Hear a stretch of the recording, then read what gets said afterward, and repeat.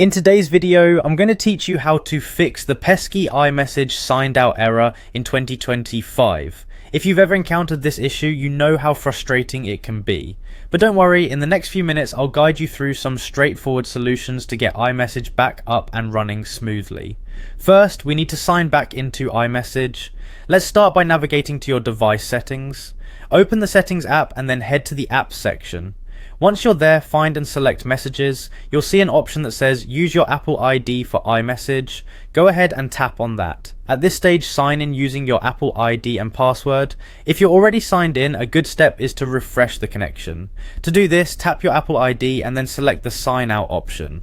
Once you've signed out, sign back in using the same credentials. This simple trick often resolves any minor connectivity issues. Next, it's important to check your internet connection because iMessage needs a stable Wi-Fi or cellular data to function properly. Double check that your device is connected to the internet. You can test this by opening a web page or another app that requires internet access. If you're struggling with your current connection, try switching between Wi-Fi and mobile data to see if that makes a difference.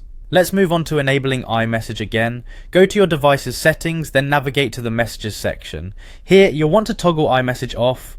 Wait just a few seconds before switching it back on. After you've done this, give it a moment for the reactivation process to complete. This might take up to a minute, so a little patience here goes a long way. Now, fixing the problem might also involve updating your iOS. Sometimes a bug in your current software version could be what's causing the glitch.